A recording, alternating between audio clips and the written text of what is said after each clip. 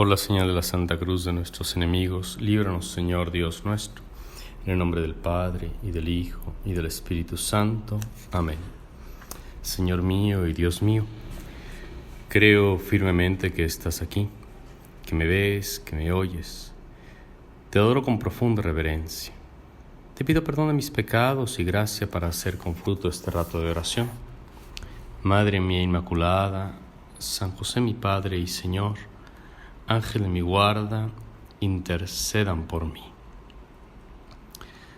La celebración de este día, martirio de San Juan Bautista, se anuncia en las liturgias orientales con esta fórmula: memoria de la decapitación de la preciosa cabeza del santo y glorioso profeta, prodromo y bautista Juan. La única palabra extraña es esta de prodromo, que significa mensajero, así como autódromo, lugar donde corren los autos. Prodromo significa el que corre antes, o sea, el mensajero, porque es aquel que preparó los caminos del Señor, corrió por delante.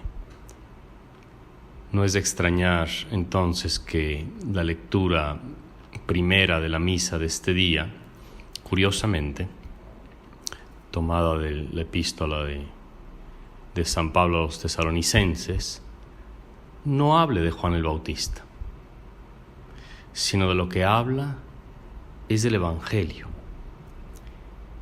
y de cómo el apóstol Pablo exhortó, no con doctrinas falsas, no con ideas inventadas, sino que con la elocuencia propia del Espíritu Santo, en calidad de apóstol de Cristo, como una madre, dice él, les transmitió el Evangelio de Dios. Así, con esta atmósfera de predicación, de auténtico apostolos, del que habla en lugar de evangelistos, el que evangeliza, el que lleva el Evangelio, la memoria de hoy, o la palabra de Dios de la primera lectura, nos pone ante los ojos a este predicador, que no es llamado evangelista. San Juan obviamente no es llamado evangelista porque él no anunció a Cristo resucitado, porque él no trajo el Evangelio, pero preparó el camino del Señor. Se narra en los evangelios, ¿no?, sinópticos, sea en Marcos, que en Mateo, en todos se habla de la decapitación de Juan el Bautista. Pero el relato de Mateo, que hoy se proclama en la Eucaristía, de Marcos, es especialmente detallista y nos deja ver cómo perdió la vida por un capricho de un hombre lujurioso, de un capricho de un hombre vanidoso, orgulloso. Es una atmósfera trágica. Confluyen allí los distintos elementos de la pasión, del deber, del tener que sufrir una injusticia hasta las últimas consecuencias. En primer lugar, la captura, ¿no? Fue encadenado, encarcelado por unas palabras que dijo. Si estuviéramos en nuestros tiempos, se acusaría a Herodes de no permitir la libertad de expresión. O quizás no, porque lo que Juan el Bautista decía también en nuestros tiempos sería difícil de decir. No te está permitido tomar a la mujer de tu hermano. O sea, no te está permitido cometer adulterio. No te está permitido fornicar. No te está permitido el desorden sexual. No te está permitido, como lo anuncia la Iglesia y lo dice todavía con firmeza y lo recoge el Catecismo, no están permitidas las relaciones sexuales fuera del matrimonio. Si no hay matrimonio, son una ofensa grave contra Dios. Y esto Herodes no lo podía escuchar. Y lo capturó, lo encarceló.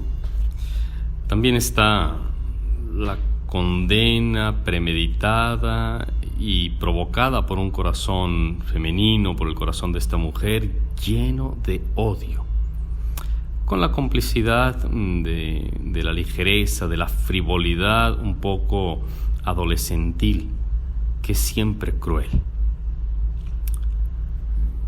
Las dos mujeres, sea la madre que la hija, sea Herodías que su hija, a quien la tradición llama habitualmente Salomé, se dejan llevar por el rencor y el resentimiento. Dicen los psicólogos que las mujeres habitualmente, para descargar la ira, no utilizan la fuerza física, la violencia material, ¿no?, los puños, ¿no?, pero utilizan como arma las palabras. Utilizan el chisme, la maledicencia, las indirectas, comentarios viles, y utilizan también lo que se suele llamar sus atributos femeninos, para entontecer, para obtener lo que desean. Y Herodes, que era un hombre que había perdido la cabeza por dejarse llevar por la lujuria, pierde también el sentido de la justicia. Sobre este aspecto, Tomás de Aquino es muy claro cuando dice que si bien los pecados de lujuria no son los más graves, que los pecados más graves son evidentemente los de soberbia, los de orgullo, los de idolatría, que la lujuria no es sin duda el pecado más grave, pero tiene un gran defecto, que por la lujuria se pierde el sentido de lo justo y de lo injusto, se confunden los pensamientos y ya no se razona. Y es lo que le habrá pasado a Herodes sin duda, y no vio la atrocidad que estaba a punto de cometer por el capricho de una mujer. Y así confluyen en esta matanza, en esta decapitación, en esta sentencia de muerte, distintos elementos de la pasión ya cristiana, de aquel que tiene que sufrir una injusticia a veces absurda, de tiranos de este mundo que no se someten a ninguna ley más que a los caprichos de su propio corazón, pero pervertido por los vicios. Ahí está la complicidad de la autoridad suprema, que es una autoridad vil, sin conciencia de lo que es bueno y lo que es malo, que sabe que su capricho es totalmente desproporcionado.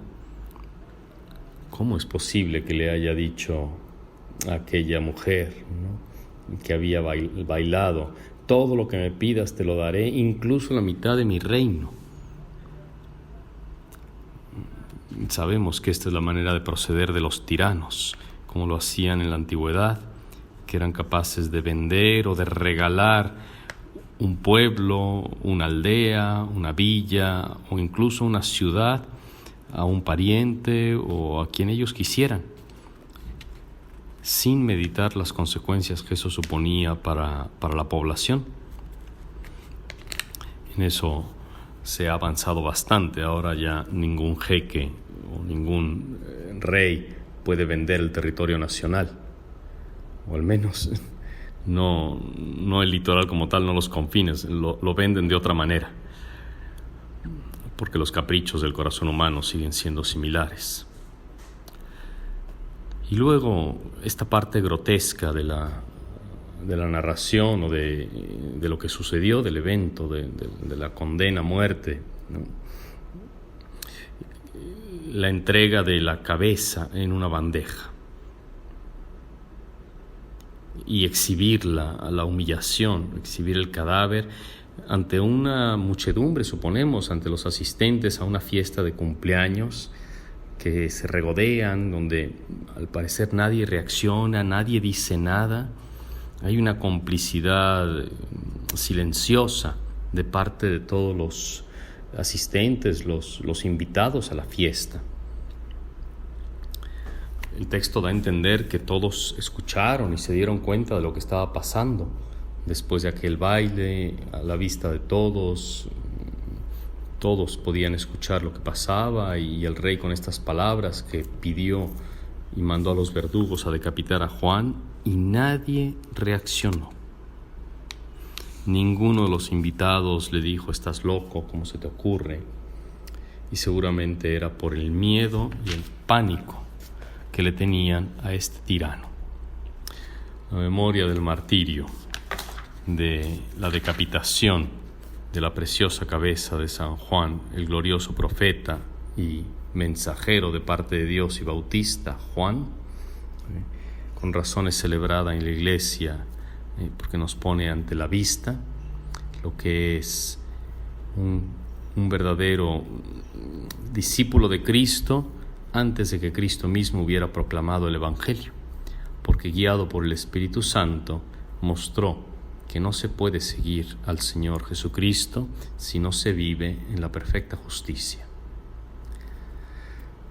Te doy gracias, Dios mío, por los buenos propósitos, afectos e inspiraciones que me has comunicado en este rato de oración.